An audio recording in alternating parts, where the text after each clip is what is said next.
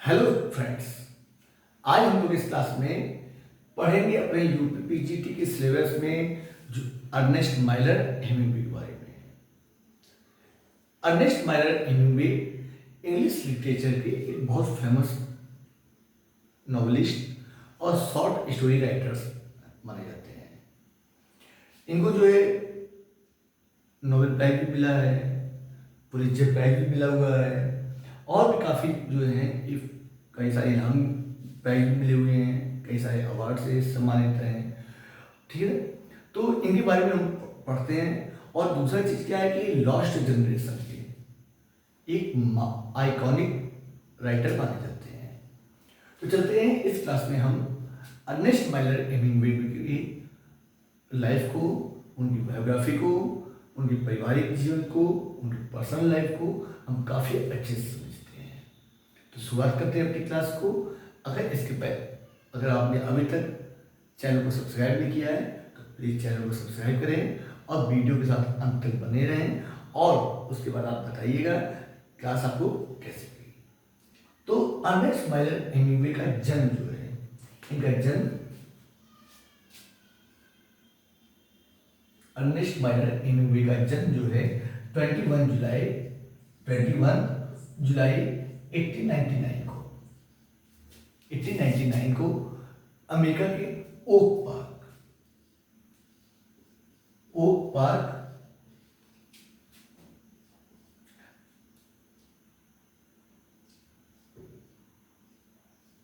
Illinois में हुआ था।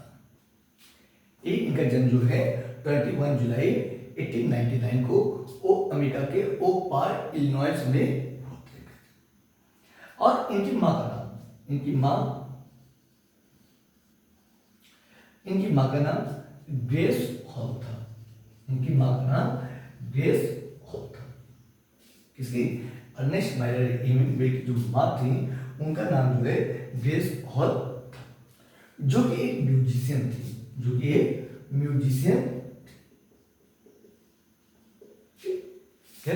एक म्यूजिशियन मतलब बहुत अच्छी जो है संगीतक थी। मतलब वो कई तरीके के जो है इंस्ट्रूमेंट को बजाना आता था और जिसका प्रभाव इनकी पर्सनल लाइफ पर भी पड़ा है। इन्होंने अपनी माँ से सेलो, एक म्यूजिकल इंस्ट्रूमेंट होता है सेलो, जिसको इन्होंने अपनी माँ से जो है बजाना सीखा था। ठीक। और इनके पिता जो थे, जिनका नाम क्लैरेंस एडमंड था। इनके पिता का नाम फादर क्लैरेंस एडमंड, जो कि एक फिजिशियन थे। फिजिशियन आप समझते? ठीक है, एक फिजिशियन थे मतलब एक जो है डॉक्टर थे, जो कि मतलब जैसे नॉर्मल जो होते हैं डॉक्टर की हर तरीके का इलाज, सर्जन नहीं थे, मतलब फिजिशियन थे। ठीक है ना। तो एक जो है इनके पिता क्लैरेंस एडमंड फिजिशियन थे। इनकी माँ का नाम ग्रेस हॉल था, जो कि म्यूजिशियन थी। ओके। इनका जन्म जो है, इनका हेमिंग्वे इनका पारिवारिक नाम था, मतलब सरनेम था। और इनके पिता का, इनके नाना थे, इनके ग्रैंडफादर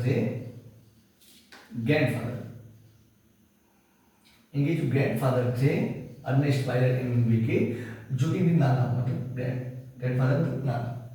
ठीक है। जो ग्रेस हॉल के फादर थे उनका नाम था Ernest Mylar hall.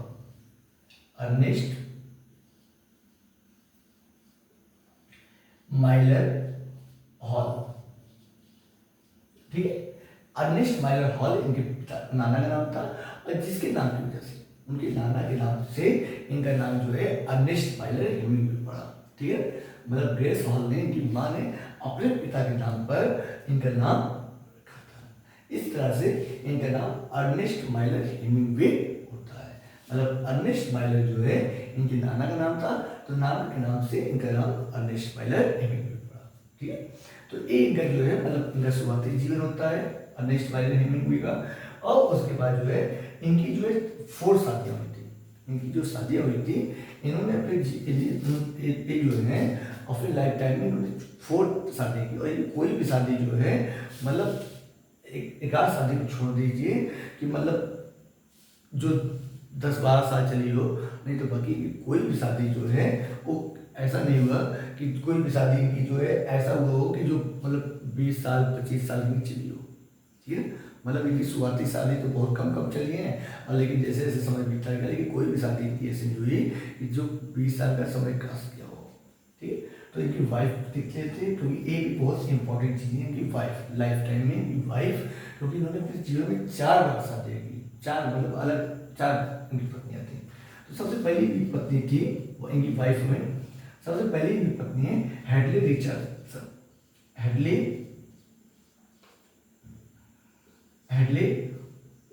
Richardson. Hadlee Richardson जो है, जिनसे इनकी शादी जो है 1921 में हुई थी, लेकिन 1927 में इन्होंने केवल मात्र 6 ईयर बाद जो है इन्होंने उनसे डिवोर्स दे दिया, और उसके बाद जो है मतलब पहली वाइफ से रिश्ता खत्म हो जाता है। उसके बाद जो है इस शादी डिवोर्स बाद में करते थे, लेकिन दूसरी शादी की पहली व्यवस्था है कर लेते थे। मतलब बड़े जो है अलग किस्म के व्यक्ति थे अर्नेस्ट माइलर हेमिंग्वे जी, जो है अलग किस्म के व्यक्ति थे। इन्होंने हेडले रिचर्डसन से पहले शादी करते हैं 1921 थी, इसलिए कहा जाता है कि भाई अमेरिकन कल्चर, ब्रिटिश कल्चर। ठीक है, हमारे इंडिया में तो ऐसी, जिस समय इनकी बात हो रही है उस समय हमारे यहाँ तो ऐसी कभी कोई मतलब सोचने तक की बात नहीं थी, कहीं पर ऐसा सोचा भी नहीं जा सकता था, लेकिन यहाँ पर देखा यहाँ 4 बार शादियाँ कर रहे हैं। ठीक है, तो 1921 में उन्होंने शादी की और 1927 में उन्होंने छोड़ दिया, और फिर दूसरी शादी करते थे। एक की पहली वाइफ थी, दूसरी वाइफ की आती है पॉलिन पीफियर। पॉलिन पीफियर इनकी दूसरी वाइफ होती है। इनसे अलग इनका रिश्ता काफी दिन तक चलता है, 1927 से लेकर 1940 तक चलता है। ठीक है, और 1940 में जो है इन्होंने इनको भी डाइवोर्स दे देते हैं 1940 में। और होता क्या है, फिर वही बात होती है, इधर इनको डाइवोर्स देते हैं, और उसके बाद तीसरी वाइफ जो है जिनका नाम था मैराथा गिलहॉर्न। मैराथा गिलहॉर्न, इनसे शादी कर लेते हैं 1940 में, इनसे शादी कर लेते हैं, लेकिन इनसे जो शादी करते हैं, लेकिन 1945 में इनसे भी इनका डाइवोर्स हो जाता है। ठीक, उसके बाद नेक्स्ट जो 4 वाइफ होती हैं जिनका नाम होता है मैरी वेल्स। मैरी वेल्स, इनसे 1946 में शादी करते हैं, और इनसे शादी जो करते हैं, लेकिन इनकी जो शादी होती है वो 1961 इनकी मृत्यु समय तक, मतलब लास्ट समय तक इनकी वाइफ मैरी वेल्स ही रहती है। इस टाइम में देखा कि इनका जन्म जो है 21 जुलाई 1899 को ओक पॉइंट इलिनॉइस में होता है। इनकी माँ का नाम ग्रेस हॉल होता है, जो कि एक म्यूजिशियन थी। इनके पिता का नाम क्लैरेंस एडमंड्स है, जो कि एक फिजिशियन हुआ करते थे। और इनका नाम जो अर्नेस्ट माइलर हेमिंग्वे है, वो इनके ग्रैंडफादर मतलब अर्नेस्ट माइलर हॉल से इनका नाम रहा है। इनका नाम जो अर्नेस्ट माइलर है वो नाम यहाँ से आता है। इन्होंने अपने जीवन में 4 बार शादियाँ की, 4 बार इन्होंने थी। इनकी 4 वाइफ थी। फर्स्ट वाइफ हेडले रिचर्डसन, जिनसे इन्होंने जो है 1921 में शादी करते हैं, 1927 में डाइवोर्स हो जाता है। उसके बाद सेकंड वाइफ होती है इनकी पॉलिन पीफियर, जिनसे ये 1927 में शादी करते हैं, 1940 तक करते रहते हैं उनके साथ। 1940 में उनसे डाइवोर्स होता है। उसके बाद थर्ड वाइफ होती है इनकी मैराथा गिलहॉर्न होती है, जिनसे इनकी 1940 में शादी होती है। 1945 तक उनके साथ रहते हैं। फिर चौथी वाइफ 1946 में इनसे शादी होती है मैरी वेल्स होती है, जिनसे इनकी 1946 में शादी होती है, और उसके बाद इनके लास्ट समय तक साथ में रहती हैं। अब इसके बाद जो है इनकी, इसके अलावा जो है इनकी लवर थी, इनकी लवर थी, क्या कहते हैं लवर, जिनसे मतलब इनकी विलम, ठीक है। उसके अलावा भी इनकी विलम भी थी, जिनका नाम था एग्नेस वैन क्रोस्बी।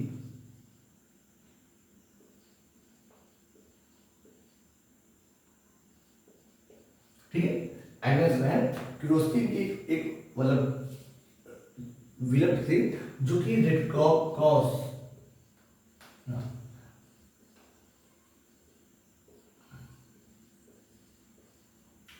मतलब रेड क्रॉस आप जानते होंगे कि रेड क्रॉस एक संस्था होती है, इंटरनेशनल संस्था होती है, मतलब जो लोग बीमारों की, युद्ध पीड़ितों की मतलब मदद करती है रेड क्रॉस। तो आप जानते हैं कि ठीक है, अर्नेस्ट माइलर हेमिंग्वे जो हैं सेकेंड वर्ल्ड वार के समय में, अर्नेस्ट माइलर जो हेमिंग्वे थे, अर्नेस्ट माइलर हेमिंग्वे, इन्होंने सेकेंड वर्ल्ड वार के समय में जो है इन्होंने रेड क्रॉस में जो है नर्स के रूप में काम किया था, और खासकर इन्होंने अपनी सर्विस जो है इटली में की थी। ठीक है, इन्होंने नर्स के रूप में काम किया था। तो ये नर्स जो होते हैं, नर्स मतलब ऐसा व्यक्ति जो डॉक्टर की हेल्प करता है। ठीक है, डॉक्टर की मतलब डॉक्टर तो नहीं होता है लेकिन मरीजों की देखभाल करता है। तो वो व्यक्ति, मरीजों की देखभाल करने वाला व्यक्ति कोई जरूरी नहीं है कि वो लेडीज ही हो। हमारे दिमाग में आपका दिमाग में आता होगा कि अर्नेस्ट माइलर भी कैसे नर्स हो सकते हैं, नर्स लड़के होती है, लेकिन ऐसा नहीं होता है। नर्स जो होता है वो कॉमन जेंडर में आता है।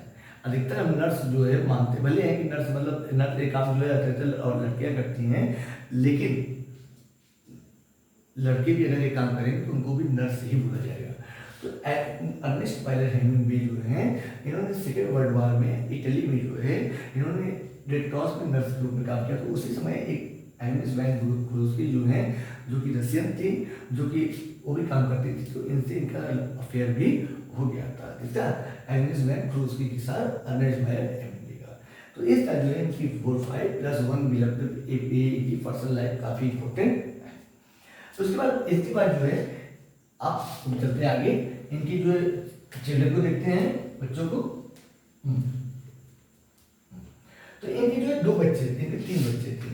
इनके जो चिल्ड्रन में चलते हैं, चिल्ड्रन इनके जैक, ठीक, इनके जैक, पैट्रिक और ग्रिगोरी।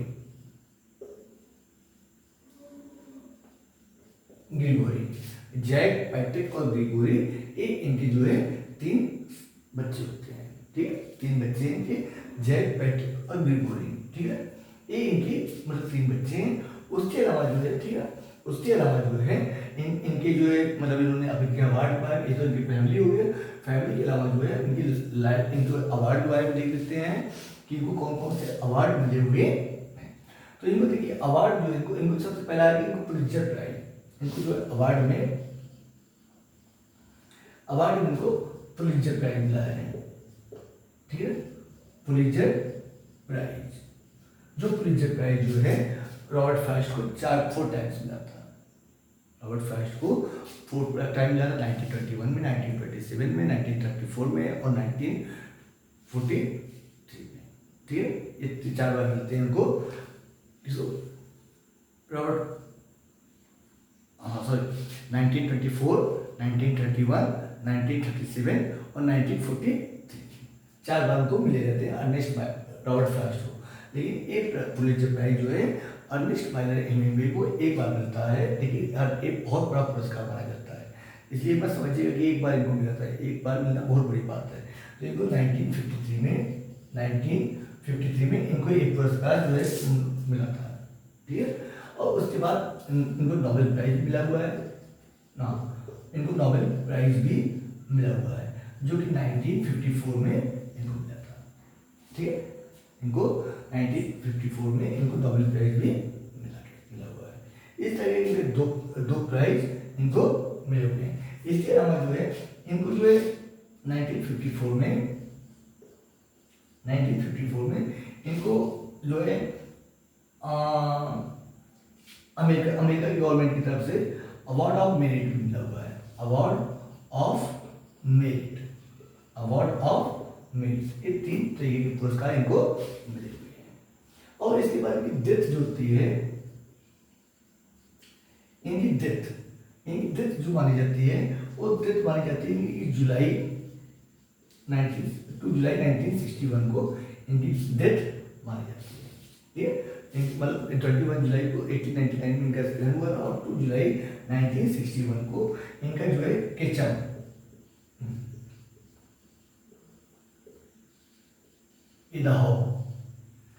इदाहो में इनकी मृत्यु हो जाती है। इनकी मृत्यु का कारण जो है कोई भी स्पष्ट कारण नहीं है, लेकिन इतना माना जाता है कि ये मतलब डिप्रेशन में थे। डिप्रेशन में माना जाता है इनका कारण कि डिप्रेशन में भी थे और दूसरा चीज़ क्या है कि ये माना जाता है कि ये अपनी शॉर्ट गन किसी उन्होंने अपने आप को गोली मार ली थी। आगे की वाइफ जो है, जो मतलब मेरी बेस जिनकी वाइफ थी, उन्होंने बताया, उन्होंने अपने उसमें लिखा है कि इन्होंने अपनी शॉर्ट गन की सफाई करने के दौरान जो है उस शॉर्ट गन से जो है फायर हो गया और जिसकी वजह से इनकी मृत्यु हो गई। ठीक है, शॉर्ट गन से मृत्यु हो जाती है। और इनको कमरे में जो है मतलब किसी ने एक बात देखा नहीं था कि इन्होंने अपने आप को गोली मारी कि मतलब कैसे क्या कंडीशन हुआ, ये अपने कमरे में मृत पाए गए, मतलब डेथ इन पाए गए थे अपने कमरे में। तो मतलब ये हुआ कि उस फायर हुआ था, जो गोली लगी हुई थी, तो ये मारे गए यार, मतलब इन्होंने अपने आप को जो है मतलब वो कंडीशन ऐसी बनी कि जिससे पता लगा कि इन्हीं गन से इनको ही गोली लगी है। तो ये माना गया कि इन्होंने जो है अपनी जो है सुसाइड कर लिया था। इन्होंने क्या कर लिया था? सुसाइड कर लिया था। ठीक है, और जब इन्होंने सुसाइड कर लिया तो इनकी लाश को जो है वहीं केचम में जो है इनकी लाश को जो है बलि कर दिया गया, लाश को दफना दिया जाता है। ठीक है, तो हमने इस क्लास में जो है इनकी मतलब ये काफ़ी इनकी पर्सनल लाइफ के बारे में जाना, मतलब इनकी पर्सनल लाइफ जो है वो काफ़ी कुछ डिप्रेशन में रहा है। ठीक है, इनका पर्सनल जीवन काफ़ी अच्छा नहीं जाता है। इतना बात तो आप खुद ही एहसास कर सकते हैं कि मतलब जिन्होंने अपनी लाइफ में चार बार शादी है, तो जाहिर सी बात है अगर लाइफ अगर अच्छी चलती रहती तो कोई व्यक्ति 4 बार तो शादी करता नहीं है। ठीक है, कोई व्यक्ति 4 बार शादी नहीं करता है अगर उसकी लाइफ अच्छी चल रही है। तो वही व्यक्ति एक वाइफ डाइवोर्स करता है और इस कंडीशन में करता है जब वो एकदम डिस्टर्ब हो जाता है तब वो डाइवोर्स करता है। तो इन्होंने जाते हैं कि Henry Richardson, Pauline Pfeiffer, Martha गिलनॉर्म, इन्होंने 3 वाइफ को डाइवोर्स दिया था। ठीक है ना, उसके अलावा जो एक एग्नेस वैन क्रूज की थी, मतलब काफ़ी जो है डिस्टर्ब है। उसके अलावा 1945 में जो है मतलब आपने ये भी देखा है कि हमने आपको बताया कि 1945 में जो है रेड क्रॉस इटली में जो है इन्होंने काम किया, अमेरिका की तरफ से रेड क्रॉस ने जो है काम भी किया था। ठीक है, तो वहाँ पर जो ये कहते हैं कि वहाँ पर जो इनको मतलब इतना ज़्यादा ये घायल हो गए थे एक बार, तो इतने ज़्यादा इनको गोली लग गई, मतलब वो फायर बम में जो एक मतलब बम लग गया था जिसकी वजह से काफ़ी घायल हो गए थे। और ये भी कहा जाता है कि नोबेल प्राइज जो बट रहा था स्वीडन में, जब स्वीडन में जब इनका नोबेल प्राइज नोबेल प्राइज मिला है, स्टॉकहोम में जो है नोबेल प्राइज मिला, तो ये वहाँ पर जो है अपने आप नहीं जा पाए थे क्योंकि उस समय जो है 1954 के समय में जो है इनकी बहुत ज़्यादा कंडीशन गड़बड़ हो चुकी थी, मतलब इतनी ज़्यादा गड़बड़ हो चुकी थी कि इनकी मृत्यु के पहले जो है इनको पहले एक बार जो है गलती से एक अमेरिकन पेपर ने जो है गलती से निकाल दिया कि Hemingway is no more, Hemingway is no more, लेकिन बाद में उस पर न्यूज़ पेपर ने अपनी गलती से कहा कि नहीं ऐसा नहीं है, हमने गलत प्रिंट कर दिया था, मतलब अभी एक जीवित है, मतलब इतनी ज़्यादा कंडीशन गड़बड़ हो गई थी। तो इसलिए ये भी इम्पोर्टेंट चीज़ है कि नोबेल प्राइज लेने के लिए ये स्टॉकहोम जो है अपने आप खुद नहीं जा पाए थे। ठीक है, तो एक पर्सनल लाइफ थी, हमने इनके बारे में समझा। नेक्स्ट क्लास में जो है हम लोग इनके वर्क के बारे में समझेंगे, इनकी पर्सनल लाइफ के बारे में कुछ शॉर्ट क्वेश्चन समझेंगे, 1 लाइनर क्वेश्चन समझेंगे, इन्होंने कहाँ कहाँ पर काम किया है। ठीक है, तो इनके काफ़ी जो है एक रोचक पोएट हैं, काफ़ी इंटरेस्टिंग नॉवलिस्ट थे। तो इनके वर्क भी ऐसे इनकी तरह जो है नॉवलिस्ट हैं, मतलब काफ़ी अच्छे हैं। लॉस्ट जनरेशन के पोएट माने जाते हैं इनको। ठीक है, और इनके वर्क जो है द सन आल्सो राइजेस जो है मतलब लॉस्ट जनरेशन में एक बाइबल की कंडीशन मानी जाती है। जैसे क्रिश्चियन धर्म में जो है बाइबल की जो कंडीशन होती है एक कंडीशन होती है। तो मिलते हैं आपसे नेक्स्ट क्लास में। आज के लिए इतना, नेक्स्ट क्लास में हम जो है इनकी लाइफ इनकी वर्क को समझेंगे, काफ़ी अच्छे से समझेंगे। उसके अलावा जो है आने वाले क्लासों में हम इनकी सबके जितने भी राइटर हैं हमारे, इनके सबकी वर्क को काफ़ी स्पेशली जो है काफ़ी डीपली हम समझेंगे, विस्तार से समझेंगे। तो मिलते हैं हम आपसे नेक्स्ट क्लास में। वीडियो कैसा लगा प्लीज़ कमेंट करके जरूर।